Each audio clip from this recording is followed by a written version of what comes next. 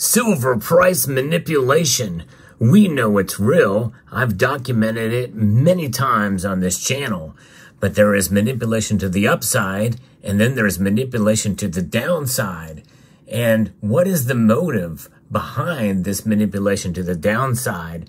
That's suppression. And we're going to talk about that and see if it's real or not as we explore.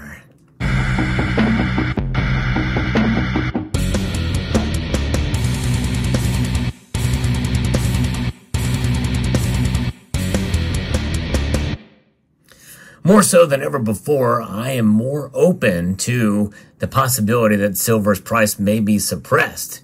Now, for those of you who believe in that strongly, it's quite obvious to you. But not a lot of people point to other commentators for the evidence behind what they say. And they quote other things that are behind a paywall for you to find out if that's really the case. So I'm dubious and rather skeptical to some extent. However, there are high-frequency trades, and there are things that have happened anecdotally that lend itself to the possibility that silver's price is suppressed. We have to ask ourselves why this is occurring. Well, there's been a recent report, and I'm covered it before, but now I'm covering another piece from the Money Metals Exchange. John Force Little over fxstreet.com has republished this analysis about some of the reasons why silver price is suppressed. And some of this makes sense. Others of it seems to be reaching a bit. We're going to kind of go through it and try to be as realistic as possible and ask maybe the right questions to get an idea of what's going on here. But nonetheless, the bottom line here is that we really don't know how much silver is used in certain aspects of the industry, especially with some of the reports and some of the data that I'm going to be giving you. We can make some conjecture here, but first let's talk a little bit about price suppression. You know, with everything else going up because of inflation, it seems like silver should be going up more than what it is. Silver is climbing as I record this video, but still, the dollar is losing value at a rate of 3.2% year over year, already on top of very high inflation we saw the year before. We're not out of the woods yet with inflation. But nonetheless, silver's price seems to be way behind gold in that regard. And many people feel it's because of the dynamic uses that it provides. It's extremely versatile. It is the most versatile metal on the planet. Let me repeat that because I think it's important to understand and know this. And I think that could give us some hint as to why its price may be actually lower because of natural market forces. But it is the most versatile metal on the planet. So what's going on here? Well, then we see about understanding that its use is used in so many different things, as reported here by Mr. Little. But there are 5 government agencies that have suppressed silver's usage data. That's right, and that could be a suppressive force in terms of its price as well, too. But I wonder exactly what this means and why this is happening. We don't know for sure, but the U.S. Department of Defense, Department of Energy, the Department of Interior, and the U.S. Geological Survey collectively essentially stopped reporting on silver inventory starting around the 1995 and 1996 time frame. But the thing is the U.S. Geological Survey does report mining data. They don't report the usage. They don't report how they're being used in the government. For most of the 20th century, the United States Bureau of Mines was a primary United States government agency conducting scientific research and disseminating information on the extraction, processing, use, and conservation of mineral resources. The Bureau was abolished in 1996, coincidentally at the same time the Department of Defense started pretending silver was not important to them. But the thing is that it could be that these government agencies used the USBM to report, and now that it wasn't there anymore, they stopped doing that. It could just be a matter of just government incompetence and not moving some of those responsibilities to other aspects of the government. That could be the case. Never underestimate the power of the government to screw things up. And this could be one of those cases too, but that's me kind of playing devil's advocate here. If we examine and start documenting massive uses of silver that are not on the historical record, silver is probably the world's most critical and strategic mineral. Yet it's not considered critical by the U.S., even as the Department of Energy has classified other metals as critical. And that is true. I looked that up myself and found that we know that, silver is used dramatically. Now, they say here, and they make a very strong assumption, and I've actually talked to Andy Schechtman about this too, and I really didn't get a chance to challenge him a whole lot on this, but we now have an idea, especially when we look about where the uses of silver are. We know that there are some uses of silver, and they're unrecorded, but they're unrecorded probably for a reason. So we don't know that they're massive, but it's the sub-headline here says, massive and unrecorded uses of silver in bombs, nukes and nuclear position submarines, shells, satellites, tanks, missiles, bullets, torpedoes, conventional submarines, not of the nuclear variety, rockets, and dozens of other military applications. Well, I don't know of any bullets that use silver, unless they're one's variety, unless they're somehow, potentially we have a vampire hunting agency, a secret one, or we hunt werewolves. I don't know of any silver in bullets, unless there's a special kind that I'm not aware of. But in 2021, the U.S. imported 6,500 million tons of silver. And the United States is 79% import reliant for its silver needs. I've heard that other places too. Andy Schechtman actually shared that as well in a recent interview that I did with him. From 2017 to 2020, Mexico provided 47% of these imports, followed by 23% from Canada, 4% from Chile, 4% from Poland, and the remaining 22% we can assume Russia was a heavy importer among this opaque other 22%. But it does make some sense why we would import that much, because we're far behind in mining silver in this country compared to places like Mexico and Peru, who are far, far ahead of us. There's just more silver there. And when we see that silver is mined as a byproduct of other minerals, mostly, there's a lot of other places that mine a lot of other minerals that we don't.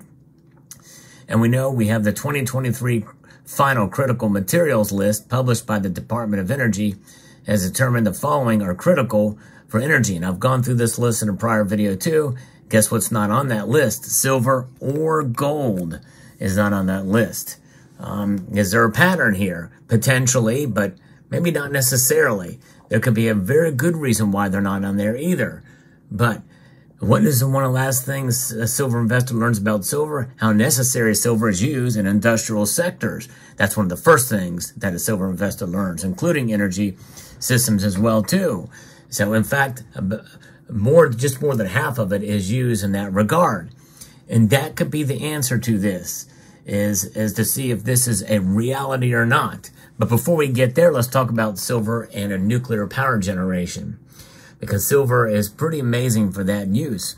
On August the 29th, 1942, Secretary of War Henry Stimson formally requested silver from Secretary of the Treasury Henry Morgenthau Jr.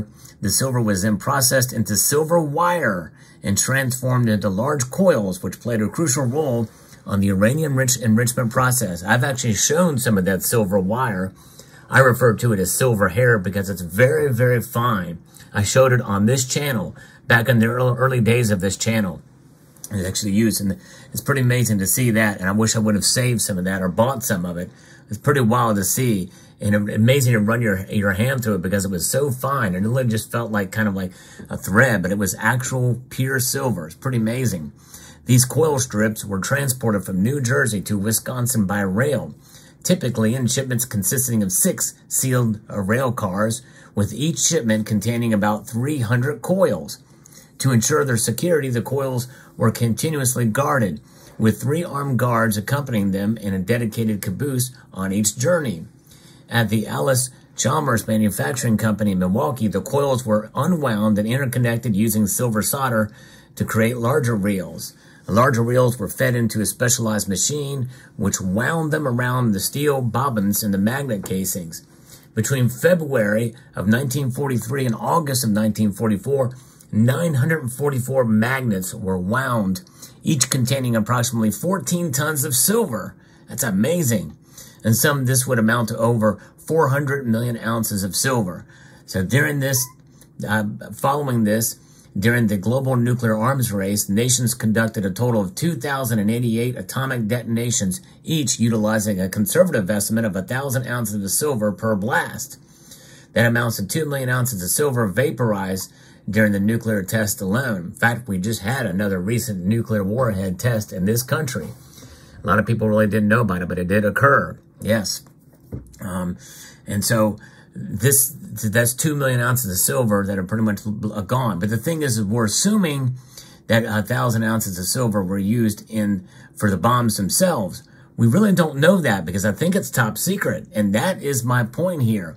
How do we know? I did a video recently about, well, not recently, it's been years ago now, about this idea that there's 500 ounces of silver in a Tomahawk cruise missile. And some say it's at the tip of the cruise missile, but we really don't know. That data, I think, are secret. Do we really know if there's that much silver in there? And as I mentioned in the other video, no one really knows for sure because it's military. Military is secret. There's a reason why a lot of things are secret in the military. And that is one thing that's missing from this, is how much silver is being utilized for military applications. We really, honestly don't know. If anybody has any hard data that shows this, maybe it is. Maybe I'm just speaking out of ignorance. But, if you can point me to an actual source, but I couldn't find anything on it. But nonetheless, that does not account for the current stockpiles of nuclear warheads in the world's various military arsenals, including those stored in silos, submarines buried in mountains, or incorporated into missiles. Each Tomahawk has 500 silver ounces, for example. Again, reporting on something else that we don't know for sure. Some of these stories, they just carry through and through, over and over, and you hear them long enough. Is it true? We really won't know. Is this real? But nonetheless, bombs, shells, satellites, submarines, torpedoes, tanks, fighter aircraft, night vision goggles, and other military equipment. Now, that's not to say that silver is not being used. We know for a fact that it's being used in these applications, in military applications. Why? Because the military is increasingly becoming electronic, just like everything else. From your automobile. The automobiles have a lot more silver in them now than they did 20 years ago. They're increasingly complex, and there's a lot more going on with take out the electric vehicle craze that's going on now. Take all that away. There's still a lot of silver being utilized in vehicles, even fully gasoline-powered vehicles, because there's a lot of electronics involved in it. And so that is really not the case. But the thing is you take that into account, then you look at how much silver is used as an industrial metal and how much gold is. And you look at the list of all these other critical elements that are listed over there at the Secretary of the Interior and the USGS. Why is gold and silver not listed there? Well, I want to propose to you this, that because that up to half for silver, maybe not quite half, but up to about half of the metal is used for other purposes. So when you take that into account, maybe it's not a critical element. Because all of these other elements that are listed from A's, the aluminum, antimony, and to the Z's, zinc and zirconium, all of these metals are mostly used for industry. 3/4 or more. Whereas silver, it is not classified in that way because a lot of it is used for jewelry, for many other things that aren't necessarily considered critical. In other words, you could see some other commercial applications that they may not deem to be critical. But, so I think that's just it. If you needed it, that stuff could be recycled, out of those other uses. And because there's so many electronics and the like that are out there, if it ever came down to it and there was an emergency, we could recycle a heck of a lot of silver out of those things in due course. In fact, they already are working on it. There's ways to be able to do that. And by the way, even with a nuclear bomb that goes off, the silver never vaporizes or goes away completely. It just gets disseminated back into the ground in some level, in some form. And that's really the bottom line. Even if it's, it's an atomic blast and it just breaks apart those atoms or what have you, sooner or later that silver can be reconstituted, even if it just gets mined back out again. That's the thing. That's the beauty of it. But nonetheless, very interesting indeed. But that could be what their motive is. If this is real, and there's a lot of that silver out there, especially as much as they say in this piece and others, that could be the motivating factor for price suppression, to keep it low so they can amass a whole bunch of it for these users, if it's really the case. But then that makes sense. It does make sense if these 5 agencies find them they are critical and they're not listening to them because they're gaslighting us, which I really don't think that's a reason.